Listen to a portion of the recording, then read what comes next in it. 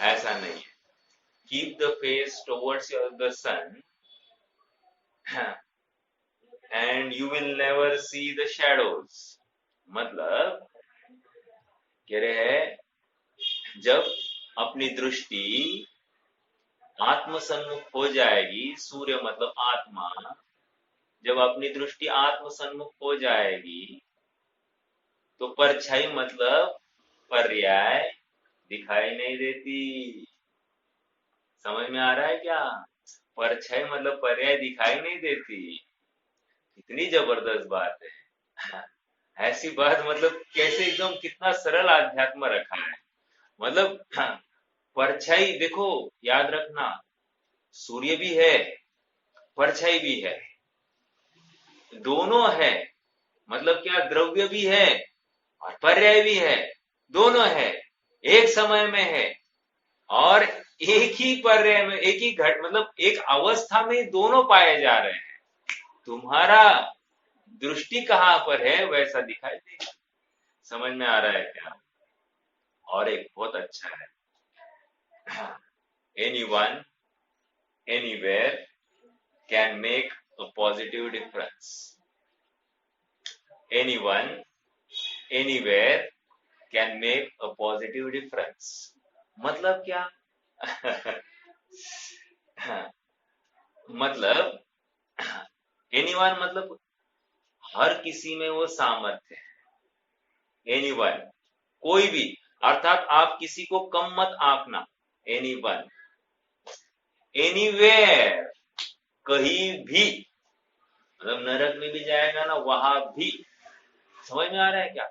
Anywhere can make a positive difference. मतलब क्या, जिसमें जिसमें, मतलब अगर हम अपने जीव की अपेक्षा ले, कोई भी, कहीं भी और कभी भी, ये भी लगा देना। हाँ, अगर अपनी सोच सही करे तो उसका कार्य हो जाएगा, वो निहाल हो जाएगा। अर्थात अपनी दृष्टि यथार्थ करने की बात। ठीक है, चलिए। प्रकरण ज्ञेय तत्व प्रज्ञापन अधिकार का है। ज्ञेय क्या है? एक सर्व विचार, सर्वों के लिए विचारने के लिए एक बहुत बड़ा प्रमेय है। और इस ज्ञेय को नहीं समझने के कारण ही मेरी ये दुर्दशा है। इसको हमको मानना ही पड़ेगा। आचार्य देव हमको वही तो समझा रहे हैं। कह रहे हैं, यह इस संसार में अनवस्थित क्यों है? कह रहे हैं, क्योंकि गेलुब्धता। गेलुब्धता मतलब क्या? जानने की इच्छा तो बहुत है और जानने की ताकत कम है, और उस जानने के पीछे जो प्रयास चलता है वो उसकी गेलुब्धता है, और वही दुख का कारण है, वही संसार का कारण। समझ में आ रहा है? संसरण इति संसार, संसरण कर रहा है अर्थात अपने आत्म स्वभाव से खिसक गया है। कहते हैं ना, तेरा खिसक गया है क्या? हम लोग में भी कहते हैं, अगर बुद्धिमानी की बात नहीं करे, समझदारी की बात नहीं करे, तेरा खिसक गया है क्या रे? तो जब खिसक गया है मतलब क्या, जैसी बात करनी चाहिए वैसी नहीं कर रहा है, वैसे ही यहाँ पर लगाना, जो खिसक गया है, भली भांति खिसक गया है। संसरण श्र धातु से बना है, तो आश्रव वो वहां भी वो श्र धातु से बना है। तो श्र धातु क्या होता है? वो खिसकने को कहते हैं, भली भांति खिसक गया है। अभी जो अपने आत्म स्वभाव से खिसक गया है उसको संसरण कह रहे हैं। कैसे खिसक गया है? ये मनुष्यादि पर्यायों को, ये क्या एक शब्द आया है वहां पर, मनुष्यादि पर्याय रूप होता है। एक मिनट ना, थोड़ा सा मैं शब्द को ही आपके सामने रखूं। हाँ, देखो, क्योंकि वह मनुष्यादि पर्यायात्मक है। कौन? इसका परिणाम इसका परिणाम मनुष्यादि पर्यायात्मक है। मनुष्यादि पर्यायात्मक है मतलब क्या? इतनी सी बात है कि वो अपने आप को मनुष्यपने के अलावा आत्मा देखने के लिए तैयार नहीं। चलो यहां से देवगति में गया तो वो अपने को देव अवस्था के अलावा आत्मा देखने के लिए तैयार नहीं। मान लो तिर्यंच अवस्था में गया तो वो अपने को तिर्यंच के अलावा आत्मा देखने के लिए तैयार नहीं। नरक अवस्था में गया तो नरक अवस्था में भी अपने को नारकी के अलावा आत्मा देखने के लिए तैयार नहीं। और ये इसकी दुख भरी दास्तान है। और यही परिणाम आत्मा से खिसका हुआ परिणाम इसी की वजह से अनवस्थित है। अनवस्थित है मतलब क्या? इसकी संसार अवस्था पाई जा रही है। ओके, हाँ, यहाँ पर ज्ञानी अज्ञानी जो संसार में बैठे हैं उन सबकी चर्चा चल रही है। क्यों? कहीं ना कहीं कषाय का परिणाम पाया जा रहा है, कहीं ना कहीं मिथ्या तो पाया जा रहा है, तो इस अपेक्षा से कथन है। और सुनो, इसी अपेक्षा हम तीर्थंकर और 14वें गुणस्थान वाले अरहंतों को भी इसके दायरे में ले सकते। क्यों? क्योंकि पूर्व में जो परिणाम हुआ था उसका फल है ना वो 13वां और 14वां गुणस्थान, इसलिए वो भी लिया जा सकता है। बट मनुष्य पर्याय में से युक्त है का अर्थ इतना है कि मैं भोजन कर रहा हूं, उस समय मैं स्वयं को क्या अनुभवता हूं? आत्मा अनुभवता हूं या शरीर वाला अनुभवता हूं? विचार करना। जब मुझे कोई रोग ग्रसित करता है तो उस समय मैं स्वयं को आत्मा अनुभवता हूं या और कुछ अनुभवता हूं? विचार करना। हर समय में एक क्षण दिखाइए ना आप, दिन में 24 घंटे में, या पिछले रविवार के दिन श्रेयांश भैया ने बताया 86,400 सेकंड, 86,400 सेकंडों में एक सेकंड तो बताइए कि ये जीव अपने को पर्याय वाला नहीं मानता, अर्थात ये अपने को आत्मा मानता हो, ऐसा एक सेकंड तो बताओ। अलग अलग भूमिका में रहता है। घर पे हो तो मान लो माता पिता के भूमिका में हो, बच्चे की भूमिका में हो, या फिर भाई बहन की भूमिका में हो। हाँ, स्कूल में जाए तो वहां पर टीचर शिष्य के भूमिका में हो, दोस्त मित्र के भूमिका में हो सकता है कि नहीं, एक खिलाड़ी की भूमिका में हो। अर्थात अनेक भूमिकाओं को वो पार करता है, लेकिन वो अपने को आत्मा नहीं देखता। हाँ, शत्रु मित्र की भूमिका में हो लेकिन आत्मा की भूमिका में नहीं होगा। समझ में आ रहा है क्या? अर्थात वो स्वयं को आत्मा नहीं अनुभव रहा है, यही इसका अपराध है, और इस अपराध के फल में ये खिसक गया, और इसीलिए इसका संसरण होता हुआ दिखाई दे रहा है। समझ में आ रहा है क्या? इतनी जबरदस्त गाथा है ये। हाँ, इतना ही कह रहे हैं कि अनवस्थित है। अनवस्थित मतलब क्या? जो पूर्व में था वो अगले समय में नहीं है। मतलब और एक बात तो ये हो गई, अनवस्था का कारण दिखाई दिया, लेकिन दूसरी बात कह रहे हैं कि ये अपने आप को या तो बनाए रखना चाह रहा है या तो बदलना चाहता है। अर्थात ये जैसा हो रहा है परिणाम वैसा अनुभव करने के लिए तैयार नहीं। मतलब या तो अनुकूल संयोग हो तो अनुकूल संयोग बने रहे, इसकी कुचेष्टा चलती है, या फिर प्रतिकूल संयोग हो तो प्रतिकूल संयोग का अभाव हो, इसकी ऐसी कुचेष्टा चलती है। अर्थात इसने अपने को पर्याय में बैठकर ही सब देखा किया है। इसलिए आज एक बात कही थी स्टार्टिंग में, when you look at the sun you don't look at the shadow। समझ में आ रहा है क्या?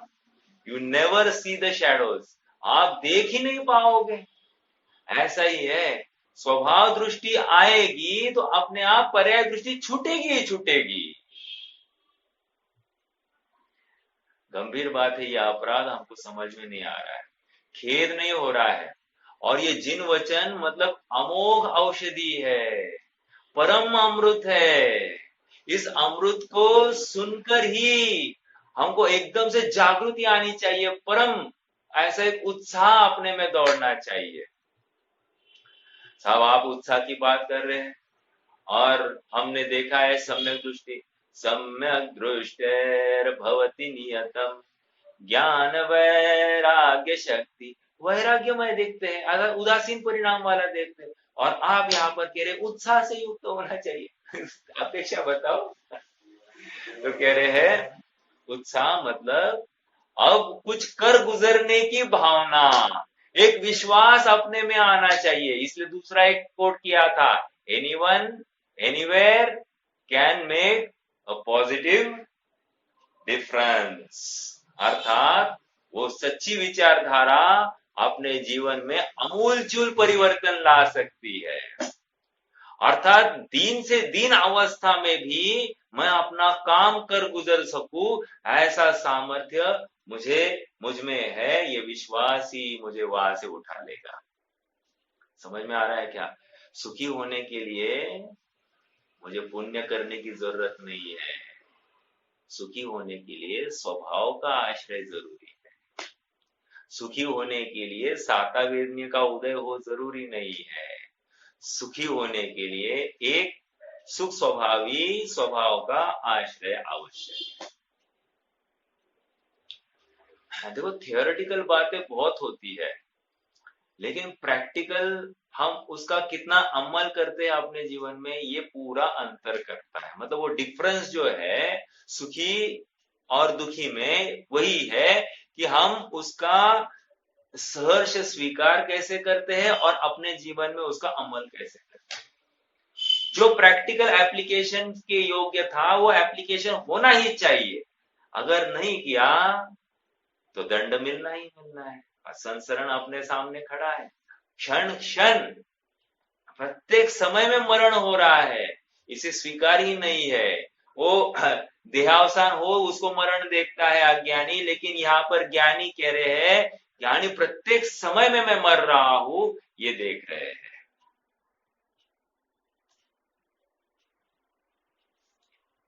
ठीक है, देखो ऐसा होता है कि नहीं? मैंने भैया से सुना था, कह रहे कि हर साल जो है ना वो वायरल जो इन्फेक्शन होता है वो उसका रूप बदल बदल के आता है। तो क्या है, वायरल इन्फेक्शन का रूप बदल के आता है तो पहले की प्रतीकात्मक शक्ति ऑलरेडी उस वायरल इन्फेक्शन में है। तो जब हम वही पिछले साल की जो दवाई थी वही दवाई इस साल दे दे तो वो चलती नहीं है, असर नहीं करती है। क्यों नहीं असर करती है? क्योंकि वो रूटीन हो गई है, और रूटीन औषधि फिर वो लेता है तो भी फर्क नहीं पड़ता। देखो एक और एक एग्जांपल देता हूं। मान लो कोई पेट साफ करने के लिए डेली त्रिफला लेता हो, एग्जाम्पल थोड़ा सा अच्छा देता हूं, तो पेट साफ हो गया, शुद्धि। अब वो डेली ही ये, अरे पहले दिन हो गया उसको असर होने लग गया, दूसरे दिन भी लिया, तीसरे दिन लिया, अब वो डेली वही करते बैठे तो पेट जो है उसका भी अधीन हो जाएगा। अब एक अवसर ऐसा आएगा कि जितना एक चम्मच वो पहले लेता था, आज अगर वो एक चम्मच ले तो उसका कोई असर पड़ता ही नहीं है। ऐसा है। मैं ये बात क्यों कर रहा हूं? जैसे हम आज जिनवाणी सुन रहे हैं, जिन वचन सुन रहे हैं, लेकिन ये जिन वचन सुनकर इतनी यूज टू और इतनी रूटीन बात हो गई कि आत्मा शुद्ध है, बुद्ध एक है, अखंड है, अनादि निधन है, सुख स्वभावी है, पर से कोई इसका संबंध नहीं है, सुख अपने आत्मानुभव से ही होगा, पर के आश्रय सुख होता नहीं है, एकदम रूटीन बात हो गई है। हटता नहीं ना, लेकिन हटता नहीं है वो पर्याय से। वो पर्याय में इतना तन्मय होगा, इतना मूड हो गया है कि वो स्वयं को पर्याय के अलावा अन्य कुछ अनुभव करता ही नहीं है। कहता है हाँ, अबाल गोपाल सबको सदाकार अनुभूति स्वरूप भगवान आत्मा अनुभव में आ रहा है, फिर भी अनुभव नहीं हो रहा है, ऐसा स्वयं कह रहा है। लेकिन खेद नहीं है। खेद क्यों नहीं है? क्योंकि उसे अपना कुछ नुकसान हुआ ये दिखाई ही नहीं दे रहा है। जब तक हमको हमारा नुकसान हो रहा है ये विश्वास नहीं हो, ये तसल्ली नहीं हो, तब तक इसकी स्वभाव दृष्टि होती ही नहीं है। सुखी कौन होने के लिए प्रयासरत होगा? पानी कौन पिएगा? जो प्यासा है। वैसे सुखी होने के लिए कौन तत्पर होगा? जिसे सच्ची सुख की धगज है। तो समझना, यदि हमारी मैं स्वयं को आत्मा के रूप में नहीं ध्यान रहा हूं तो समझ लेना उत्तर जवाब क्या आना चाहिए? मैं सुखार्थी नहीं, मुझे अभी भी इतनी जरूरत नहीं है। समझ में आ रहा है क्या? हाँ, मुझे जरूरत नहीं है, ऐसा स्पष्ट उत्तर हमको हमारी तरफ से ही दे देना चाहिए। मुझे यूजुअली हम पूछते ना सभी को कि मुझे सम्यक दर्शन क्यों नहीं हो रहा है, और क्या करना चाहिए, और क्या करना चाहिए, और ये निर्णय करना चाहिए कि मैं अभी तक मुझे वो प्यास, वो धगज नहीं है कि सुखी होने की। ऐसा कैसा कहते हो? अरे परिणाम हमको फल दिख रहा है ना, जो फल दिख रहा है उस फल को देखकर हम कह रहे हैं कि तुम सुखी होने के लिए प्रयास नहीं कर रहे हो, क्योंकि इसका मतलब तुम्हें सुखी होने की भावना नहीं है। क्यों? जिस समय में तुम स्वयं के स्वभाव को सुख स्वभावी मानोगे, बाहर से सुख आता ही नहीं है, विश्वास तुम्हें हो जाएगा, एक झटके में तुम्हारी नजर वहां से हट जाएगी, यहां आ जाएगी, एक झटके में, वो क्षणार्ध में तुम्हारा काम होने वाला है। बस इतना सा समय की अवलंब है, मतलब कमी है कि तुम्हें वो स्ट्राइकिंग पॉइंट कब होगा। समझ में आ रहा है क्या? हाँ, चलिए हमारा प्रकरण गाथा का पाठ करेंगे एक बार, और फिर कल मेरे ख्याल से पढ़ लिया था, स्वामी जी के भाव को पढ़ेंगे। 120 गाथा। तम माधुनर्थी कोई सहाव सहाव समवट्ठिदोति संसारे, संसारो पुण्य गिरिया संसरमाण सदवस,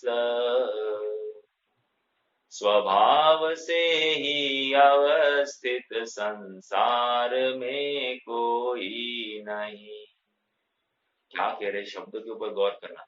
स्वभाव से ही अवस्थित संसार में कोई नहीं, संसरण करते जीव की यह क्रिया ही संसार है। देखो, संसार में आप कहीं भी देखने जाओ आपको कोई भी अवस्थित दिखाई नहीं देगा, सभी अनवस्थित दिखाई देगा। अर्थात निरंतर प्रत्येक समय में नवीन नवीन नवीन नवीन अवस्था को धारण करते दिखाई दे रहे। नवीन अवस्था क्यों है? तो कह रहे हैं ये आत्मा से खिसक गया है, संसरण करते जीव की यह क्रिया ही संसरण करते जीव की। संसरण मतलब क्या? खिसक गया है, परिणमन कर रहा है, अर्थात नवीन नवीनता को धारण करता हुआ जीव है, इसीलिए यह क्रिया ही संसार है।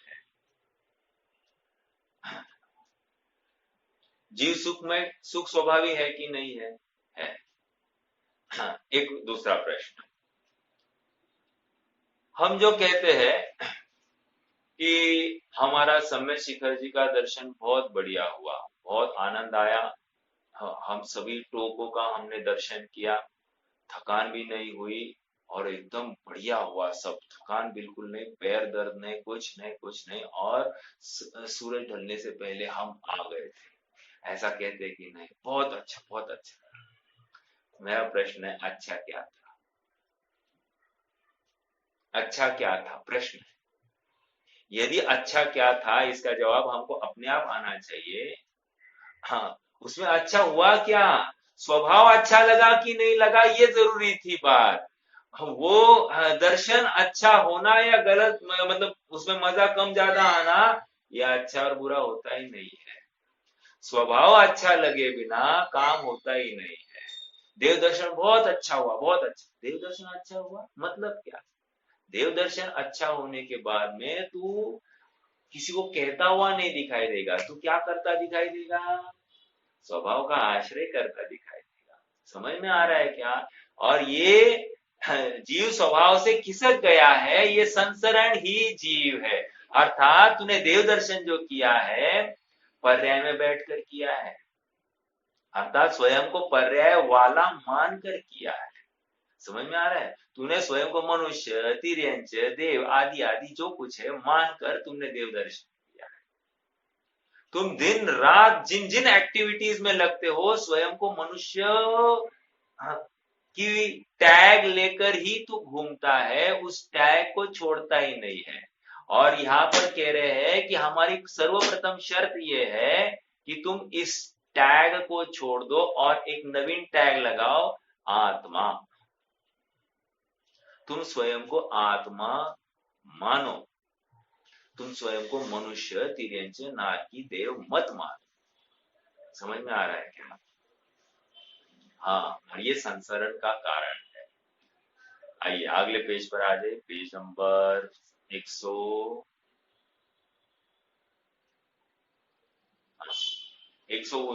139। हाँ, प्रवचन सार अनुशीलन पृष्ठ क्रमांक 139, 139। स्वामी जी के अंश को पढ़ेंगे। आत्मा का शुद्ध स्वभाव तो ज्ञानानंद है। आगे बात, शुद्ध स्वभाव क्या है? ज्ञानानंद। ऐसे स्वभाव का अनुभव किया क्या? स्वीकार हुआ क्या? नहीं हुआ। अब देखो क्या हो रहा है। इस स्वभाव को भूलकर, इस स्वभाव को भूलकर बस एक ही काम हो गया है। शुद्ध स्वभाव जो ज्ञानानंद स्वभाव है उस स्वभाव को भूलकर क्या हो गया? अपनी पर्याय में विकारी भाव करता है। अपनी पर्याय में विकारी भाव करता है मतलब क्या? स्वयं को मनुष्य, तिर्यंच, नारकी, देव मानता है। खत्म। समझ में आया? इसी को विकार कह रहे हैं। वो विकार नहीं, ये नहीं गुस्सा करना, ये करना, वो तो बहुत आगे की बात। लेकिन ये स्वयं को ज्ञानानंद स्वभावी, शुद्ध स्वभावी आत्मा नहीं मानता है। खत्म।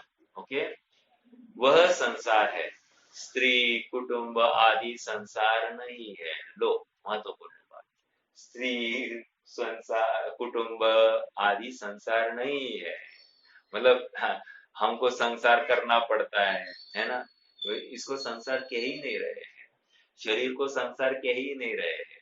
शरीर का अच्छा बुरा हो करना ये संसार है ही नहीं, उसका मिलना ये है ही नहीं संसार। संसार क्या है? जीव अपने स्वभावगत परिणाम से खिसक गया, बस यही संसार। अर्थात इसलिए डॉक्टर साहब की लोक भावना है क्या? लोक भावना अगर आप देखोगे वहां पर लोक भावना में मेरा आत्मा ही लोक है, चिल्लोक है। आत्मा के बाहर कुछ है ही नहीं। अर्थात ये तीन लोक लोक नहीं है कह रहे हैं, मेरा आत्मा लोक है, इसीलिए और इसमें तीन लोग जाने जा रहे हैं, इसलिए इनको भी लोक कहा जा रहा है। समझ में आ रहा है क्या? वैसे ही यहाँ पर कह रहे हैं, कहा थे आत्मा में, आत्मा रूप परिणमित नहीं होना, यही आत्मा से खिसकना, इसी को संसार कह रहे हैं। अर्थात संसार जीव की अवस्था है। संसार संयोगों को संसार नहीं कह रहे हैं। महत्वपूर्ण बात, मतलब जितने भी संयोग है, संयोगों को संसार नहीं कह रहे हैं, संयोगी भावों को संसार कह रहे हैं। समझ में आ रहा है? हाँ, गंभीर बातें हैं। जैन शासन है, जैन शासन हमारी अनादि की निद्रा को एक झटके में उड़ा सके, अनादि का दुख, अनादि का हमारा थकान एक समय में मिट जाए, इतनी सामर्थ्य इन वचनों में है। आपको विश्वास हो रहा है क्या कि हम बहुत थके हैं, बहुत थके हैं, लेकिन एक आत्मा का विश्वास, एक आत्मा का वो स्वभाव दृष्टि हमारी सारी थकान को उड़ा सकता है। एक एग्जाम्पल, एक प्रश्न विचारता हूं। आज दिन भर ने हमने बहुत श्रम किया है, बहुत श्रम किया है, और इस श्रम में इतनी थकान आ गई है कि अब हमको खड़ा भी नहीं रहा जा रहा है, पैर दर्द हो रहे, सब हो रहा है, सब हो रहा है। इस अवस्था में मैं अनुभव कर सकता हूं कि नहीं कर सकता, और मुझे वो थकान प्रभावित कर सकती है या नहीं कर सकती। कह रहे यदि सच्चा सुखार्थी हो और जिन वचनों को अच्छे से समझा हो तो उस थकान को थकान मानता ही नहीं है। अपने आत्मा में ये थकान, शरीर जनित थकान प्रवेश करती ही नहीं है। मैं थक गया हूं, इस भ्रमणा को तोड़ दो, क्योंकि आत्मा में थकान है। समझ में आ रहा है क्या?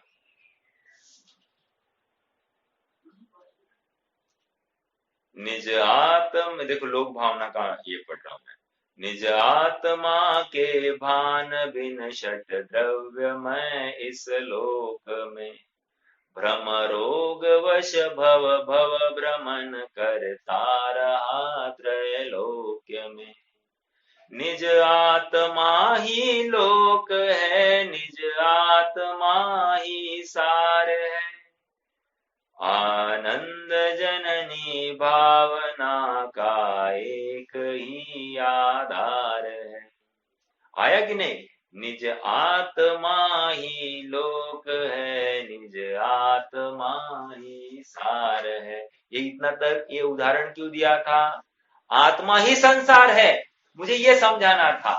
वैसे जैसे वहां पर बताया आत्मा ही लोक है, ये तीन लोग जो है वो उसको लोक नहीं कह रहे हैं, आत्मा को लोक कह रहे हैं। प्रश्न है आप सबसे, आत्मा को लोक क्यों कहा है?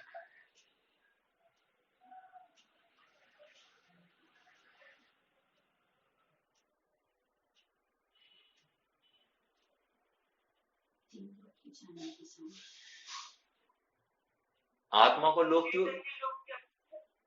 चैतन्य लोक की अपेक्षा, ठीक है, ठीक है, लेकिन आप अपनी समझ के लिए अपन ये कह रहे तीन लोक इसके ज्ञान में झलक रहे, जानने में आ रहे, इसलिए इसको भी लोक कह रहे हैं। एक्चुअली चैतन्य लोक है, इस लोक में सब कुछ झलक रहा है, झलकाने की सामर्थ्य, इसलिए यही लोक है, क्योंकि ये आत्मा के बाहर कहीं निकला ही नहीं ना।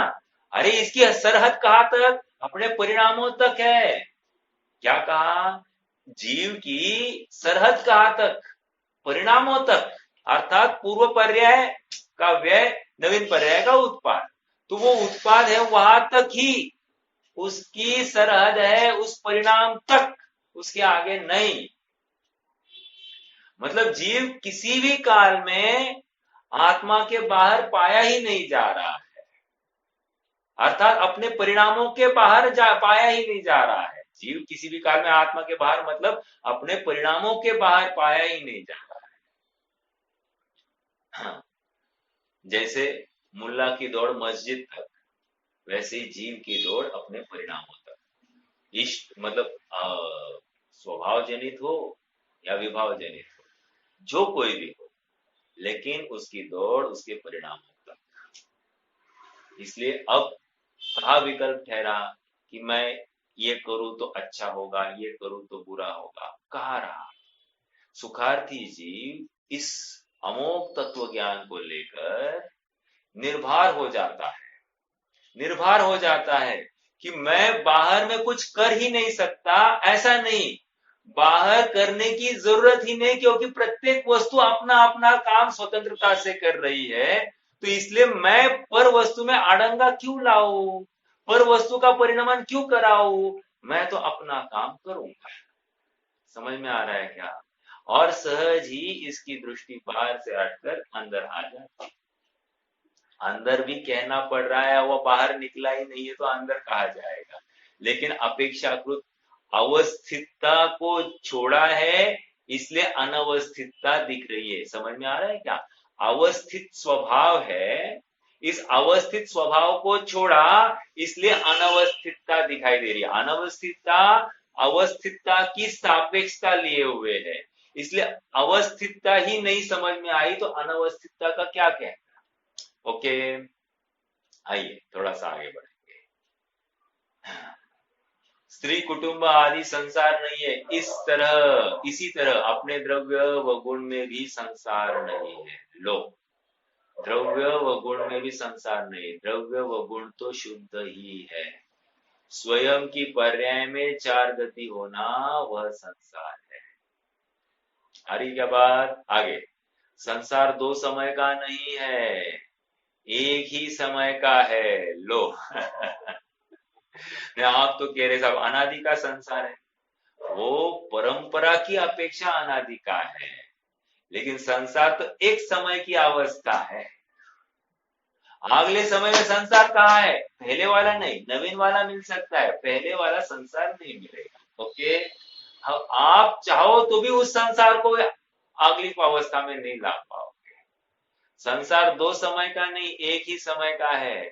पूर्व के संसार का व्यय होता है और नया संसार उत्पन्न होता है। संसार स्थित एक रूप रहे ऐसा उसका स्वभाव नहीं। संसार स्थित एक रूप रहे अर्थात संसार वैसे का वैसा बना रहे ऐसा उसका स्वभाव नहीं। निगोद से लेकर 14वें, अंडरलाइन दिस वर्ड्स, निगोद से लेकर 14वें, 140 पृष्ठ पर है, निगोद से लेकर 14वें गुणस्थान तक संसार है और अपने आत्मा के अपराध के कारण है। अपराध किसका है साहब? कर्म का उदय है। एक, चुपचाप बैठो, कर्म को बीच में मत लाओ। स्वयं महंत रहना चाहता है और अपना अपराध कर्म के माथे मढ़ता है, यह अनिति संभवे नाही। तू इस अपराध का ये ऐसा अगर बोलेगा कर्म की वजह से, तो तू तो पहले निगोद जाने वाला है। पहले तैयारी पैकअप कर ले निगोद जाने की, तेरी तो दुरावस्था होनी है। तत्व ज्ञान को सुनकर तू गाफिल हुआ, तत्व ज्ञान को सुनकर तूने कुछ उसमें से पलवाटा, जैसे कहते हैं ना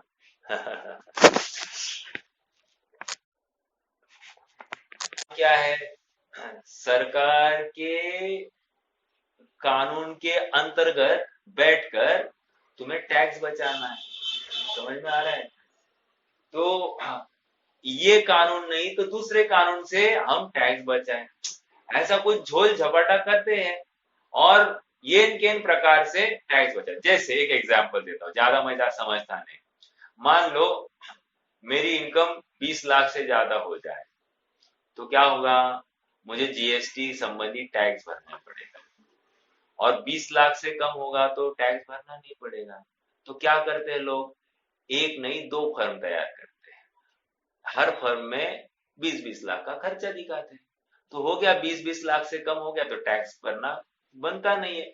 अब सरकार के नियम में भी है, लेकिन मैंने तो डबल कमाई की है ना, तो ये चल सकता है। लेकिन यहाँ पर ऐसी छुपा हुआ रास्ता नहीं है, ऐसा पलवाट जिसको मराठी में कहते वो नहीं है। समझ में आ रहा है क्या? यहाँ पर एक तो अपराध, नहीं तो निरपराध। इष्टोपदेश में क्या आया? बध्यते मुच्यते जीव सममो निर्मम क्रमात् तस्मात् सर्व प्रयत्नेन निर्ममत्वं विचिन्तये। इसलिए पूरा प्रयास किसके लिए? निर्ममत्व के लिए। क्योंकि बंधता क्यों है? ममतावश। छूटता क्यों है? निर्ममतावश। अर्थात निर्ममता मतलब पर्याय बुद्धि। अब वर्तमान प्रकरण में क्या? पर्याय बुद्धि। पर्याय बुद्धि है, गया, बंध को प्राप्त हो गया, संसरण हो रहा है। और पर्याय बुद्धि छूट गई, गया, मुक्त हो गया। समझ में आया? हाँ, निगोद से लेकर 14वें गुणस्थान तक संसार है, यह अपने आत्मा के अपराध के कारण है, किंतु कर्म या शरीर आदि संसार का कारण नहीं है। कारण है ही नहीं, मतलब नहीं है। द्रव्य दृष्टि से आत्मा में संसार है ही नहीं, और पर्याय दृष्टि से अवस्था में संसार है। ये सब आत्मा की बात चल रही है। संयोगों में अपन कह ही नहीं रहे शरीर आदि ये संसार नहीं बोल रहे हैं, आत्मा का परिणाम ही संसार है। ये स्वयं देखो, हाँ, जैसे मनुष्य पर्याय धारण करता है, मैं मनुष्य क्यों हूँ, मैं मनुष्य क्यों हूँ, मतलब जीव स्वयं को मनुष्य पर्याय जो धारण की है, उसमें वो मनुष्य जैसा व्यवहार ही क्यों करता है, मुझे तो ये पूछना है। मनुष्य जैसा व्यवहार ही क्यों करता है?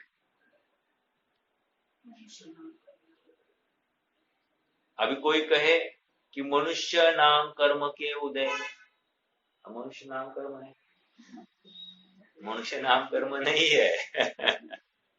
लेकिन हाँ, मान लो मनुष्य गति नाम कर्म की, या मनुष्य आयु नाम कर्म की होते हैं, ठीक है। हाँ, तो गति है, नाम कर्म नहीं है मनुष्य।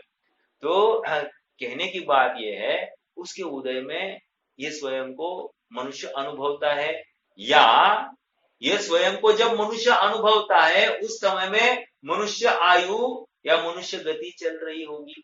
आपको क्या लगता है?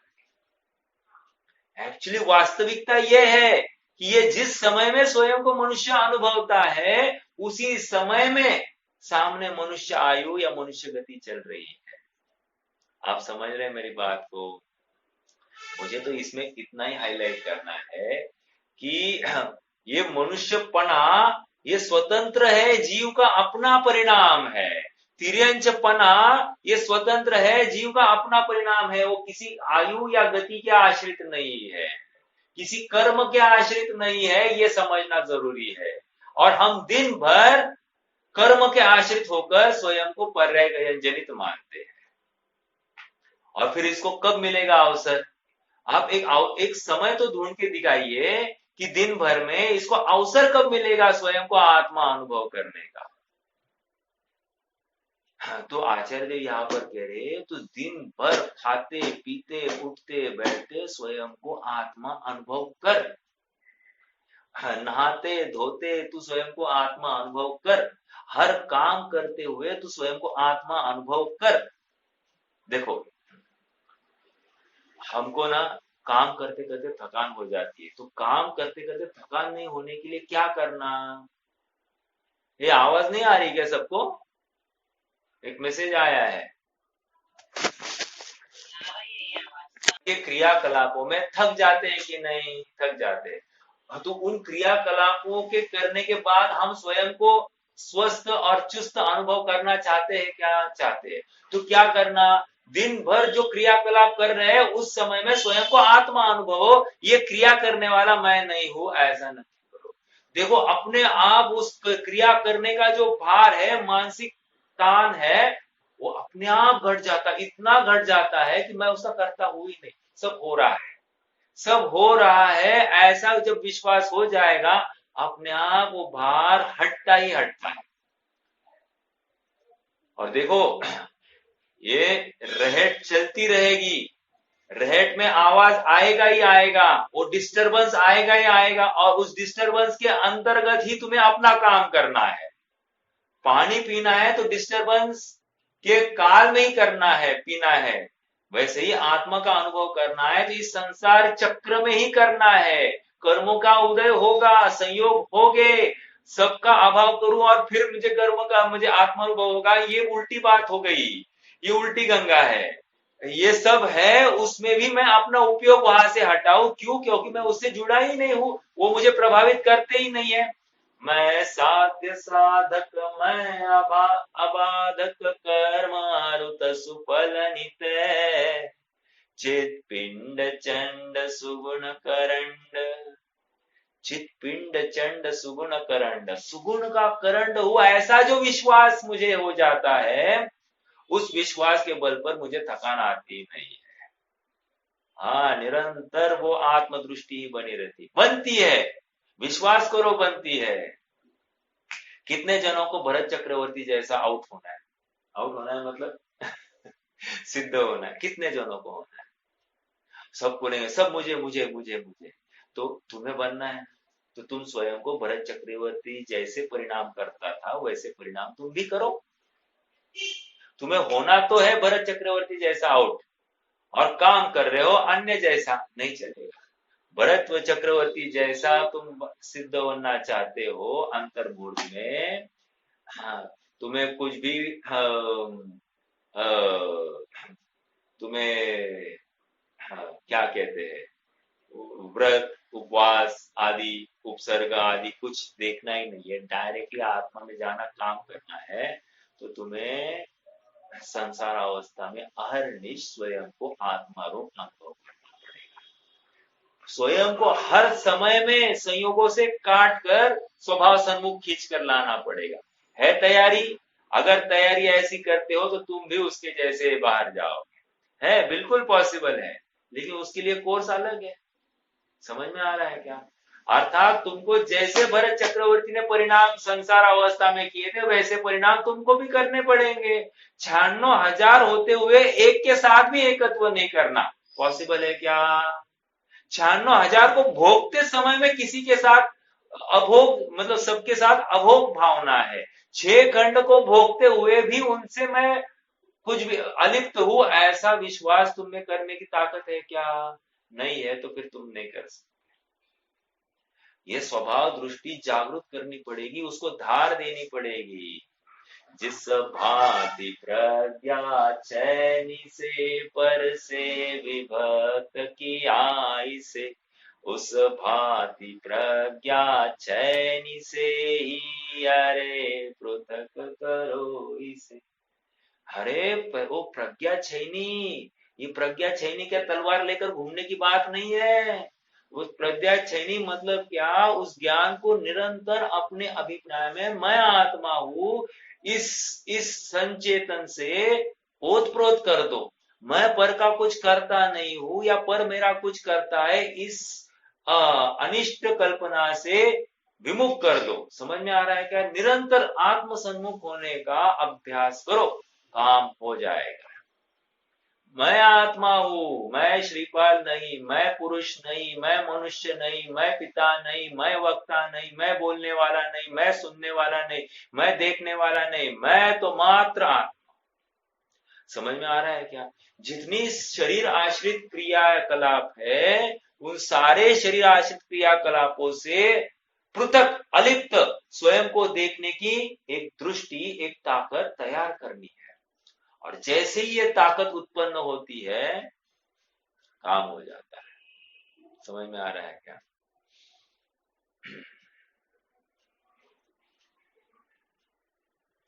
चलिए, हाँ है, आगे बढ़ेंगे।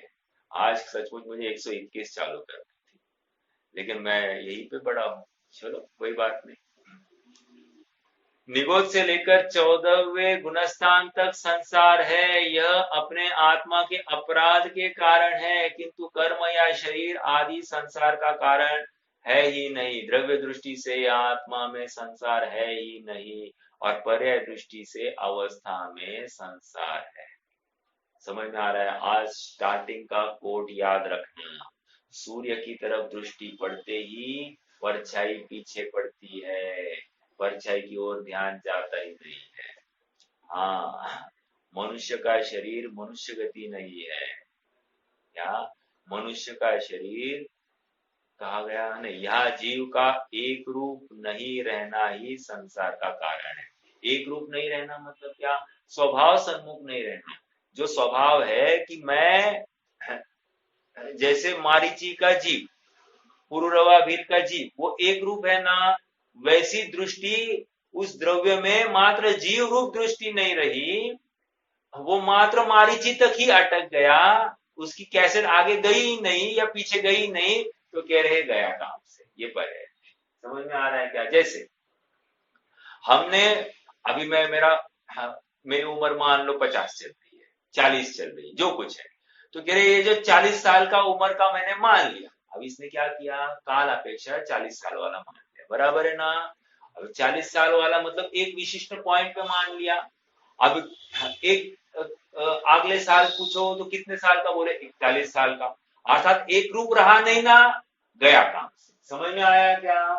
अभी और हाँ, पहले अपने को ज्यादा ताकतवर वाला मान रहा था, अब कम ताकतवर वाला माना कि नहीं ना, तो एक जैसा रहा क्या? नहीं रहा, गया काम से। तेरी स्वभाव दृष्टि नहीं। हम कहते रहते हैं ना, मैंने पहले ये किया, मैंने पहले वो किया, हम जवानी में ऐसा करते थे, हम जवानी में वो करते थे, अमुक तमुक चलता है कि नहीं बातें, कह रहे ये पर्याय दृष्टि में बैठा है। समझ में आ रहा है क्या? हाँ, निरंतर स्वयं को ऐसा पर्याय वाला अनुभव ना, मैंने आज तक इतने जनों का अच्छा किया किया, कहता है क्या? अगर किया तो गया काम से, तू पर्याय दृष्टि वाला है, स्वयं को मनुष्य मान रहा है। समझ में आ रहा है क्या? मैंने, कोई सीए है तो सीए बोले मैंने इसके 1 लाख 2 लाख बचा के दिए, इसने क्या किया? पर्याय दृष्टि वाला माना। समझ में आ रहा है क्या? मैंने, मेरे दूसरे के ऊपर बहुत उपकार है, मैंने बहुत दान किया, इसने क्या किया? स्वयं को पर्याय दृष्टि वाला माना। अर्थात जहां तहां देखो ये पर्याय में बैठता है, ये बहुत तप करता है, बहुत व्रत अंगीकार करता है, तप अंगीकार करता है, तो क्या है? अरे मैं इतने उपवास कर सकता हूं, इसने क्या माना? पर्याय वाला माना। मनुष्य आदि माना है, उसके बिना ये कार्य हो ही नहीं सकता। समझ में आ रहा है क्या? हाँ। पर वस्तु तो आत्मा के, आत्मा में अत्य पर वस्तु तो आत्मा में अत्यंत अभाव स्वरूप है। वह तो छुटी हुई पड़ी है। छुटी हुई मतलब क्या? छोड़ना नहीं, छुटी हुई है। शब्दों के ऊपर गौर करना। हमको समझाया जाता है कि पर वस्तु का आकर्षण छोड़ो, यहाँ कह रहे पर वस्तु छुटी ही है, उसको आकर्षण छोड़ो मतलब क्या? तेरी रुचि जो उस पर वस्तु में पड़ी है, उस रुचि का अभाव करो। अभाव भी करना नहीं है, अपनी रुचिवंत पदार्थ देखना है, जैसा वस्तु है वैसा अनुभव करना है। हाँ, कर्म शरीर पुत्रादि पुत्रादि अभाव स्वरूप ही है, उनका क्या त्याग करना? ज्ञाता दृष्टा स्वभाव को भूलकर शरीर स्त्री पुत्रादि मेरे है, ऐसे ममता भाव पर्याय में ग्रहण करता है और पूर्व के विकारी भाव को त्यागता है। ऐसे अज्ञान राग द्वेष के भाव को तथा गति की योग्यता के अभाव को संसार की एक समय की विकारी क्रिया कहा है। समझ में आ रहा है क्या? अपना पर दृष्टि होनी ही संसार है, आत्मा से विमुख परिणाम ही संसार है। अपने स्वभाव को ग्रहण नहीं करने का भाव ही, अपने स्वभाव में रुचि न होने का भाव ही संसार है। समझ में आ रहा है क्या? संसार भावना क्या है, किसी को याद है क्या? एक मिनट, मैं, मेरे पास में है, मैं संसार भावना देखता हूँ क्या कह रहे संसार भावना में।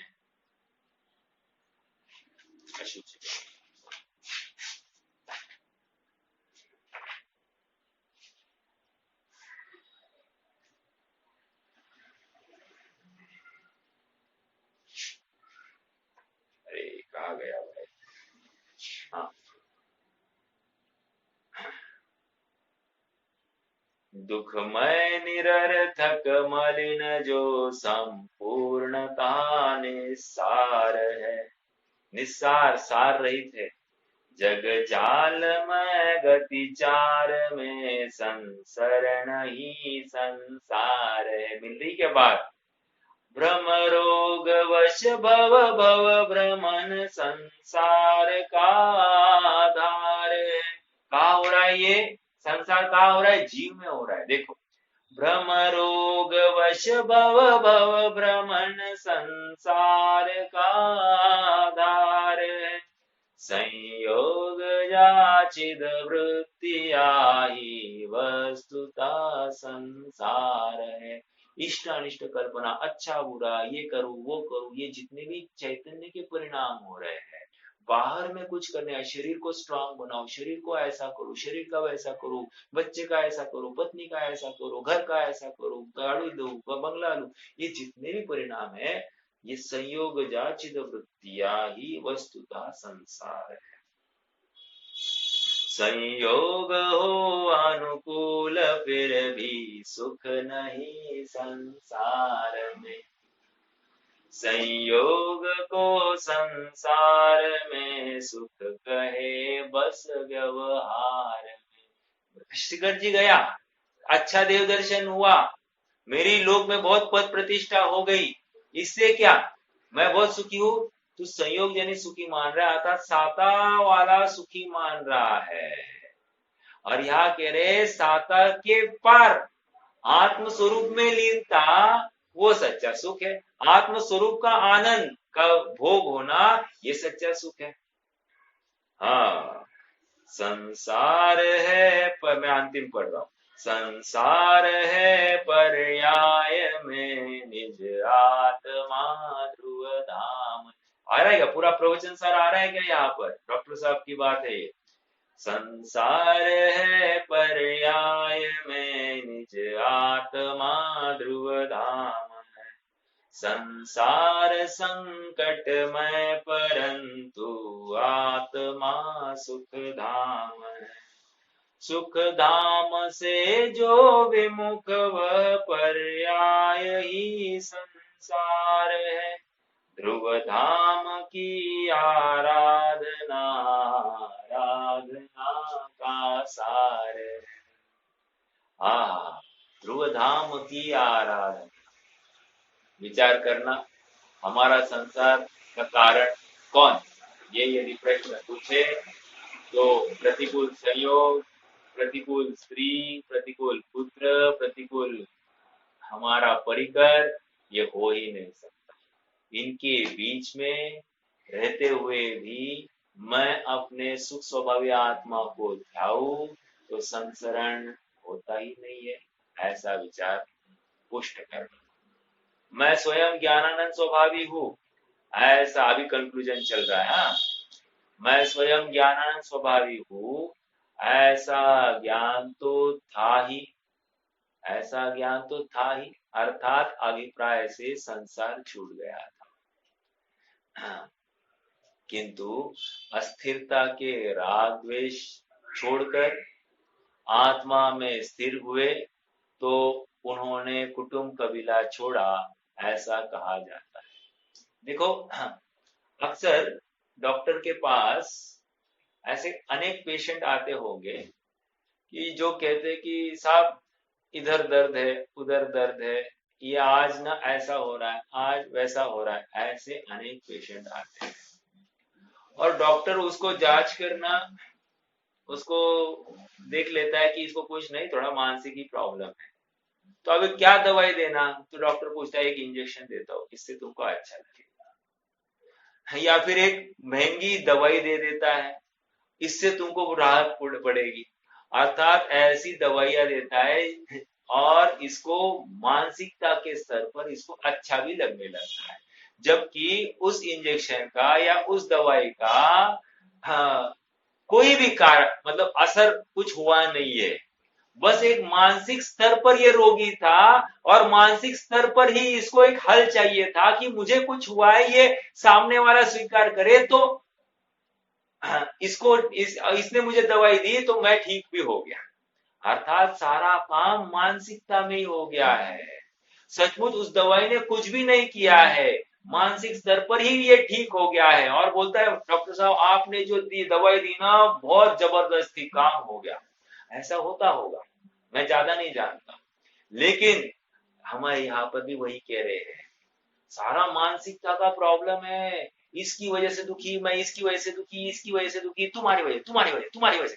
ये तुम्हारी वजह से दुख की कल्पना ये जो कर रहा है, अर्थात तुमने उसकी वजह से सुख की कल्पना की है, जबकि सुख उसके पास है ही नहीं, वो पर द्रव्य है, और तू पर द्रव्य से सुखी होने की कल्पना कर रहा है, ये तुम्हारा भ्रम है। हाँ, तो अब इसके सुख को कैसे मिटाया जाए? इसको एक इंजेक्शन दिया जाए। इंजेक्शन दिया जाए कि ये इसके अनुकूल परिणमित हो गया है, इसको ऐसा निर्णय कराना। लेकिन वो भ्रामक कल्पना है। यहां पर तो ये कह रहे हैं कि सुख स्वाभाविक तो है ही, जो का त्यो भरपूर, ऐसे सुख स्वभाव का जैसे ही निर्णय करेगा, बाहर से सुख दुख की कल्पना छूट जाती है और तू अपने आनंद में लीन हो जाता है। समझ में आ रहा है क्या? एक गंभीर चिंतन इस गाथा के माध्यम से प्रस्तुत हुआ है। आचार्य देव कह रहे हैं प्रत्येक समय में नवीन है, अर्थात पूर्व का नाश हो रहा है। तो तू किसी पर्याय को बनाए रखने की कल्पना छोड़ दे, किसी पर्याय को हटाने की कल्पना छोड़ दे। जो कुछ द्रव्य का परिणमन हो रहा है उस होते हुए परिणमन को देख, और देखते ही स्वभाव दृष्टि होती। समझ में आ रहा है क्या? यद्यपि इस गाथा में यही कहा गया है कि प्रत्येक वस्तु के समान भगवान आत्मा भी द्रव्य दृष्टि से अवस्थित सदा एक रूप और पर्याय दृष्टि से अनवस्थित प्रति समय परिवर्तनशील है, तथापि यहाँ अवस्थित होने की अपेक्षा अनवस्थित होने पर अधिक वजन दिया गया है। आ रही क्या बात? स्वभाव की अपेक्षा परिणमित नहीं हुआ इसलिए अनवस्थित है। देखो दो प्रकार के अनवस्थित है। हाँ, 119 गाथा में अवस्थित और अनवस्थित दोनों बताया था। वहां पर अवस्थित मतलब क्या? हाँ, उत्पाद व्यय हो ही नहीं रहा है, द्रव्यपना कायम है, ये अवस्थित। और उत्पाद व्यय हो रहा है, ये अनवस्थित कह रहे हैं।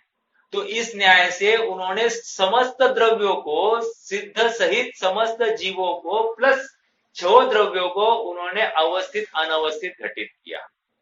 अब इस 120 नंबर की गाथा में ये कह रहे हैं कि स्वभाव तो अवस्थित ही है, लेकिन स्वभाव जैसा परिणाम नहीं हो रहा है इसलिए अनवस्थित है, इसलिए इसकी संसार अवस्था है।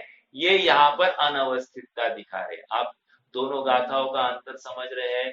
वहां पर भी अनवस्थित है, यहाँ पर भी अनवस्थित है, लेकिन दोनों अनवस्थित में अपेक्षाकृत अंतर है। ओके, ये आपको समझना चाहिए। ठीक है, देखो लास्ट पढ़ते हैं और फिर वैसे रुकना ही है। यद्यपि इस गाथा में यही कहा गया, ये हो गया, तथापि यहाँ अवस्थित होने की अपेक्षा अनवस्थित होने पर अधिक वजन दिया गया है। तात्पर्य यह है कि यहाँ पर्याय दृष्टि की मुख्यता से कथन किया गया है।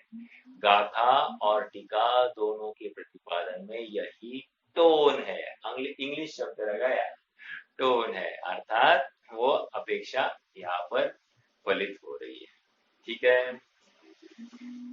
कोई प्रश्न है तो रख सकते हैं, नहीं तो फिर आज के लिए रुक जाएंगे।